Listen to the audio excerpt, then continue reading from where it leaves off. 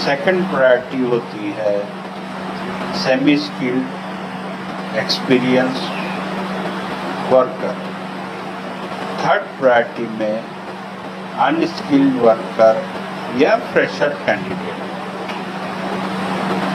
जैसा कि 3 तरह के पैरामीटर्स है, जिसमें सबसे पहला प्रायोरिटी जो होता है स्किल्ड वर्कर का, जिनको कुछ ट्रेनिंग की आवश्यकता नहीं होती, उन्हें सिर्फ कंपनी का प्रोसेस दिखाया और समझाया जाता है, वे तुरंत ही देखकर समझकर काम स्टार्ट कर देते हैं। सेकंड प्रायोरिटी वाले कैंडिडेट हैं जो कि semi skilled worker, experience worker हैं। उन्हें उस काम के बारे में जानकारी तो है, लेकिन पूरी जानकारी नहीं। उन्हें कुछ दिन की ट्रेनिंग दी जाती है या किसी एक्सपीरियंस वर्कर के साथ में असिस्ट किया जाता है, जिससे कि वह प्रोसेस को देखे, समझे और चीज़ों को खुद से करना स्टार्ट कर दे।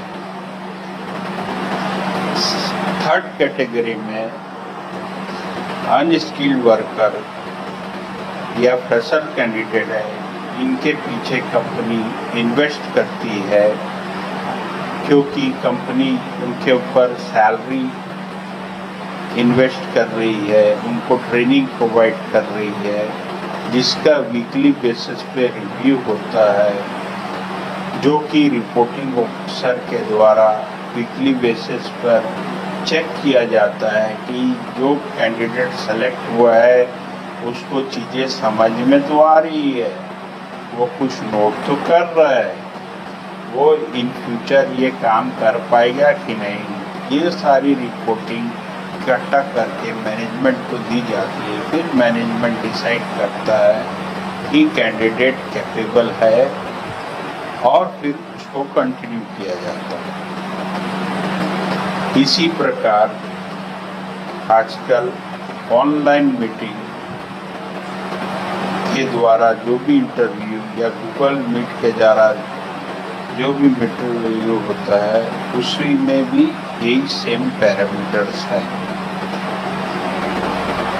दोस्तों, आप में से बहुत से लोग जो कि पहली बार किसी कंपनी का इंटरव्यू या किसी पोस्ट के लिए इंटरव्यू फेस कर रहे हैं, उनको कुछ चीज़ों पर बहुत ध्यान रखना चाहिए कि इंटरव्यू के समय आपको स्मार्टली बिहेव करना चाहिए, चुप रहना चाहिए, डिसिप्लिन में रहना चाहिए। जब आपको कुछ बोलने के लिए कहा जाए तभी आप कुछ बोलें, क्योंकि आपके सभी एक्शंस वहाँ पर मॉनिटर होती है, जो कि इंटरव्यू लेने वाला जो पर्सन है वो सब कुछ आपका वॉच करता है। उस बेसिस पे आपके कैपेबल हैं कि नहीं, राइट पर्सन है कि नहीं, इसके पैरामीटर्स होते हैं, उसमें आपका सिलेक्शन होता है। दोस्तों, आज मैं आपको डिपो ऑपरेशंस की कुछ बेसिक्स पोस्ट के बारे में जानकारी देना चाह रहा हूँ, जो कि हमारे कैंडिडेट जो कि पहली बार कोई जॉब के लिए अप्लाई कर रहे हैं, वहाँ किस प्रकार का काम होता है, क्या क्या पोस्ट है, उसकी जानकारी है। बेसिकली यहाँ पे 3 पार्ट है। पहला है फ्लोट टीम, दूसरा है डीपी टीम, तीसरा है ऑपरेशन टीम। फ्लोट टीम में पोस्ट होते हैं दोस्तों supervisor, senior supervisor, inventory incharge, floor incharge etcetera. ETP team में दोस्तों पोस्ट है back office EDP, senior EDP जो बिलिंग वगैरह करे, कुछ MIS बनाए, रिपोर्टिंग करे। अगर कंपनी बड़ी है तो वहाँ पर एक ईडीपी इंचार्ज होता है जो ओवरऑल ईडीपी को मॉनिटर करता है कि सब कुछ बराबर से हो रहा है कि नहीं, टाइम से काम हो रहा है कि नहीं, कंप्लीट हो रहा है कि नहीं। रिपोर्टिंग वगैरह, जो कि अपने मैनेजर को रिपोर्ट करता है।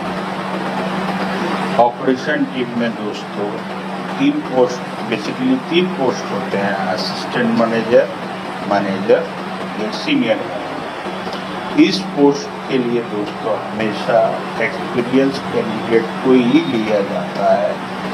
इस पोस्ट की में जो भी अप्लाई करता है उसे फ्लोर टीम के पूरे काम पता होने चाहिए, ईडीपी टीम के पूरे काम पता नहीं। ऐसा ही कैंडिडेट इस पोस्ट के लिए अप्लाई करता है। दोस्तों आजकल इंटरव्यू में डिस्कशन फर्स्ट राउंड होने के बाद कैंडिडेट को फिजिकल टेस्ट के लिए चेक किया जाता है। कुछ काम उनको टास्क दिया जाता है, वो ठीक से कर पा रहे हैं कि नहीं, उन्हें काम आता है कि नहीं, ये सब चेक किया जाता है। फ्लोर टीम को फ्लोर रिलेटेड, ईडीपी को ईडीपी रिलेटेड, मैनेजर को मैनेजर रिलेटेड काम दिया जाता है, जिससे ये जज किया जाता है कि कैंडिडेट को काम आता है या नहीं आता है। ठीक इसी प्रकार से दोस्तों हम में से बहुत सारे लोग हैं जो कि पहले से ही इस फील्ड में काम करते आ रहे हैं या कुछ सालों से कर रहे हैं, लेकिन अब उन्हें लगता है कि उन्हें आगे के पोस्ट के लिए अप्लाई करना चाहिए, इंटरव्यू देना चाहिए। तो ऐसे लोगों को प्रमोशन या अपर पोस्ट पाने के लिए क्या करना चाहिए, अब मैं बताता हूँ। ऐसे सभी दोस्तों को सबसे पहले तो ट्रेनिंग की आवश्यकता है। उन्हें अपने सीनियर पोस्ट पर जो व्यक्ति है उनके साथ बातचीत करनी चाहिए, उनसे उनका वर्क कल्चर कैसे है सीखना चाहिए, कैसे वे प्रॉब्लम को रिजॉल्व करते हैं, कैसे प्लानिंग करते हैं, कैसे लोगों में काम बांटते हैं, कैसे काम का रिव्यू करते हैं, और फाइनली जब काम हो जाता है उसके बाद डॉक्यूमेंटेशन और रिपोर्टिंग किस तरह से अपने हायर ऑफिसर को डेली बेस पर करते हैं। दोस्तों ये सब चीज़ 1-2 दिन या कुछ महीनों में नहीं होती, इसके लिए समय लगता है। सबसे पहले दोस्तों आपको अपना काम समय पर पूरा करना पड़ता है, फिर दूसरों से काम सीखने के लिए, एक्स्ट्रा जॉब करने के लिए समय निकालना पड़ता है। इसमें कुछ साल लग जाते हैं, लेकिन दोस्तों जब इस तरह से आप मेहनत करते हैं तो आपको रिज़ल्ट ज़रूर मिलता है, और रिज़ल्ट होता है आपका प्रमोशन या कंपनी में हायर पोस्ट आपको दिया जाता है। दोस्तों जब आप अपनी तरफ से कुछ एक्स्ट्रा प्रेशर लेते हैं, एक्स्ट्रा आवर्स वर्किंग करते हैं, डे नाइट 24/7 प्रॉब्लम को रिजॉल्व करने के बारे में सोचते हैं, तभी आपको कुछ रिजल्ट मिलता है। इट मीन्स बोला जाए तो दोस्तों, how much pressure you can take, how much issue you should able to resolve, how much people you can handle through your skill training, then you will earn your desired post and earning will be more. Thank you दोस्तों एक line में आपको coat करना चाहता हूँ, interview is like a drinking a hot tea in a summer season in a glass. It means how you can manage to drink the same easily. Thank you दोस्तों। दोस्तों इसी तरह से आप मेरे चैनल को देखते रहिए। आपको वीडियो पसंद आया तो इसे लाइक कीजिए, सब्सक्राइब कीजिए और शेयर कीजिए। इन फ्यूचर मैं आपको डिपो रिलेटेड जॉब्स के बारे में और भी बहुत सारी जानकारियाँ उपलब्ध कराऊंगा। Thank you.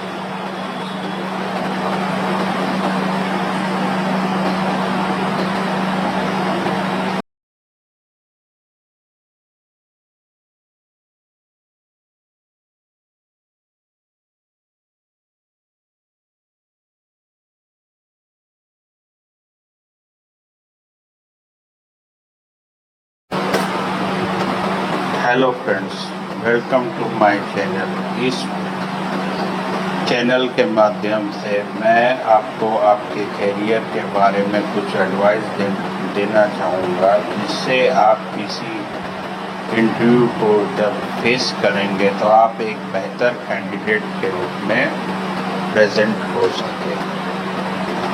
दोस्तों,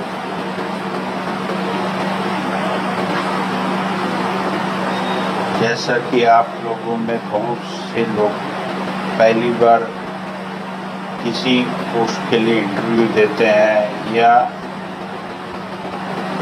इन फ्यूचर पहले किसी पोस्ट के लिए अप्लाई कर रहे हैं, तो इंटरव्यू के समय आपको क्या क्या करनी चाहिए और क्या क्या नहीं करनी चाहिए, इसके बारे में जानकारी देंगे। दोस्तों, आजकल बहुत से कैंडिडेट अपना बायोडाटा या प्रोफाइल,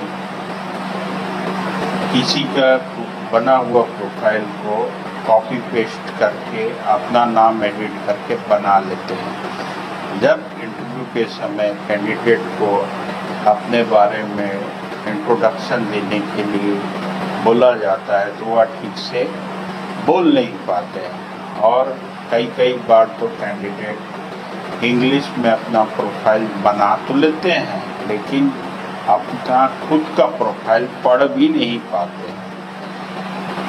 दोस्तों, इसके लिए सबसे पहले आपको ठीक से तैयारी करनी पड़ेगी। फॉर एग्जाम्पल, जब आप किसी इंटरव्यू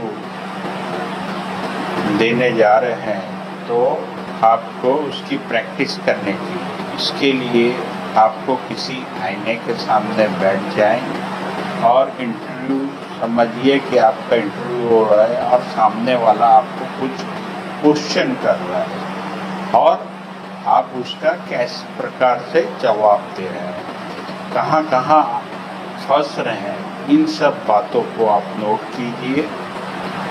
कुछ वर्ड आपको समझ में नहीं आते हैं तो इसके लिए सबसे आसान तरीका है, आप गूगल ट्रांसलेट में अपने मदर टंग में उस वर्ड का क्या मतलब होता है समझ जाइए, जिससे आपको आसानी होगी। इसी प्रकार दोस्तों, जिस कंपनी में जब आप इंटरव्यू के लिए जा रहे हैं उस कंपनी के बारे में आपको कुछ जानकारी होनी चाहिए। हम जैसे कि कंपनी का क्या नाम है, वहाँ पर क्या क्या काम होता है और सबसे इम्पोर्टेंट, आप किस पोस्ट के लिए अप्लाई कर रहे हैं। दोस्तों, किसी भी कंपनी में इंटरव्यू में कैंडिडेट सर्च करने के लिए कुछ पैरामीटर्स होते हैं। इन पैरामीटर्स के आधार पर ही कैंडिडेट का सिलेक्शन होता है। कोई भी कंपनी सबसे पहले स्किल्ड वर्कर और स्किल्ड और एक्सपीरियंस वर्कर को प्रिफर करती है। सेकंड प्रायोरिटी होती है semi skilled experience worker. Third priority में अनस्किल्ड वर्कर या फ्रेशर कैंडिडेट। जैसा कि 3 तरह के पैरामीटर्स है, जिसमें सबसे पहला प्रायोरिटी जो होता है स्किल्ड वर्कर का, जिनको कुछ ट्रेनिंग की आवश्यकता नहीं होती, उन्हें सिर्फ कंपनी का प्रोसेस दिखाया और समझाया जाता है, वे तुरंत ही देखकर समझकर काम स्टार्ट कर देते हैं। सेकंड प्रायोरिटी वाले कैंडिडेट हैं जो कि semi skilled worker, experience worker हैं, उन्हें उस काम के बारे में जानकारी तो है लेकिन पूरी जानकारी नहीं। उन्हें कुछ दिन की ट्रेनिंग दी जाती है या किसी एक्सपीरियंस वर्कर के साथ में असिस्ट किया जाता है जिससे कि वह प्रोसेस को देखे, समझे और चीज़ों को खुद से करना स्टार्ट कर दे। थर्ड कैटेगरी में अनस्किल्ड वर्कर या फ्रेशर कैंडिडेट है। इनके पीछे कंपनी इन्वेस्ट करती है क्योंकि कंपनी उनके ऊपर सैलरी इन्वेस्ट कर रही है, उनको ट्रेनिंग प्रोवाइड कर रही है जिसका वीकली बेसिस पे रिव्यू होता है, जो कि रिपोर्टिंग ऑफिसर के द्वारा वीकली बेसिस पर चेक किया जाता है कि जो कैंडिडेट सेलेक्ट हुआ है उसको चीज़ें समझ में तो आ रही है, वो कुछ नोट तो कर रहा है, वो इन फ्यूचर ये काम कर पाएगा कि नहीं। ये सारी रिपोर्टिंग इकट्ठा करके मैनेजमेंट को दी जाती है। फिर मैनेजमेंट डिसाइड करता है कि कैंडिडेट कैपेबल है और फिर उसको कंटिन्यू किया जाता है। इसी प्रकार आजकल ऑनलाइन मीटिंग के द्वारा जो भी इंटरव्यू या गूगल मीट के द्वारा जो भी इंटरव्यू होता है उसी में भी यही सेम पैरामीटर्स हैं। दोस्तों, आप में से बहुत से लोग जो कि पहली बार किसी कंपनी का इंटरव्यू या किसी पोस्ट के लिए इंटरव्यू फेस कर रहे हैं, उनको कुछ चीज़ों पर बहुत ध्यान रखना चाहिए कि इंटरव्यू के समय आपको स्मार्टली बिहेव करना चाहिए, चुप रहना चाहिए, डिसिप्लिन में रहना चाहिए। जब आपको कुछ बोलने के लिए कहा जाए तभी आप कुछ बोलें, क्योंकि आपके सभी एक्शंस वहाँ पर मॉनिटर होती है, जो कि इंटरव्यू लेने वाला जो पर्सन है वो सब कुछ आपका वॉच करता है। उस बेसिस पे आपके कैपेबल हैं कि नहीं, राइट पर्सन है कि नहीं, इसके पैरामीटर्स होते हैं, उसमें आपका सिलेक्शन होता है। दोस्तों, आज मैं आपको डिपो ऑपरेशंस की कुछ बेसिक्स पोस्ट के बारे में जानकारी देना चाह रहा हूँ, जो कि हमारे कैंडिडेट जो कि पहली बार कोई जॉब के लिए अप्लाई कर रहे हैं वहाँ किस प्रकार का काम होता है, क्या क्या पोस्ट है, उसकी जानकारी है। बेसिकली यहाँ पे 3 पार्ट है। पहला है फ्लोट टीम, दूसरा है डीपी टीम, तीसरा है ऑपरेशन टीम। फ्लोट टीम में पोस्ट होते हैं दोस्तों supervisor, senior supervisor, inventory incharge, floor incharge etcetera. ETP team में दोस्तों पोस्ट है back office EDP, senior EDP जो बिलिंग वगैरह करे, कुछ MIS बनाए, रिपोर्टिंग करे। अगर कंपनी बड़ी है तो वहाँ पर एक ईडीपी इंचार्ज होता है जो ओवरऑल ईडीपी को मॉनिटर करता है कि सब कुछ बराबर से हो रहा है कि नहीं, टाइम से काम हो रहा है कि नहीं, कंप्लीट हो रहा है कि नहीं, रिपोर्टिंग वगैरह जो कि अपने मैनेजर को रिपोर्ट करता है। ऑपरेशन टीम में दोस्तों 3 पोस्ट, बेसिकली 3 पोस्ट होते हैं, असिस्टेंट मैनेजर, मैनेजर या सीनियर मैनेजर। इस पोस्ट के लिए दोस्तों हमेशा एक्सपीरियंस कैंडिडेट को ही लिया जाता है। इस पोस्ट की में जो भी अप्लाई करता है उसे फ्लोर टीम के पूरे काम पता होने चाहिए, ईडीपी टीम के पूरे काम पता नहीं। ऐसा ही कैंडिडेट इस पोस्ट के लिए अप्लाई करता है। दोस्तों, आजकल इंटरव्यू में डिस्कशन फर्स्ट राउंड होने के बाद कैंडिडेट को फिजिकल टेस्ट के लिए चेक किया जाता है। कुछ काम उनको टास्क दिया जाता है, वो ठीक से कर पा रहे हैं कि नहीं, उन्हें काम आता है कि नहीं, ये सब चेक किया जाता है। फ्लोर टीम को फ्लोर रिलेटेड, ईडीपी को ईडीपी रिलेटेड, मैनेजर को मैनेजर रिलेटेड काम दिया जाता है, जिससे ये जज किया जाता है कि कैंडिडेट को काम आता है या नहीं आता है। ठीक इसी प्रकार से दोस्तों, हम में से बहुत सारे लोग हैं जो कि पहले से ही इस फील्ड में काम करते आ रहे हैं या कुछ सालों से कर रहे हैं, लेकिन अब उन्हें लगता है कि उन्हें आगे के पोस्ट के लिए अप्लाई करना चाहिए, इंटरव्यू देना चाहिए। तो ऐसे लोगों को प्रमोशन या अपर पोस्ट पाने के लिए क्या करना चाहिए, अब मैं बताता हूँ। ऐसे सभी दोस्तों को सबसे पहले तो ट्रेनिंग की आवश्यकता है।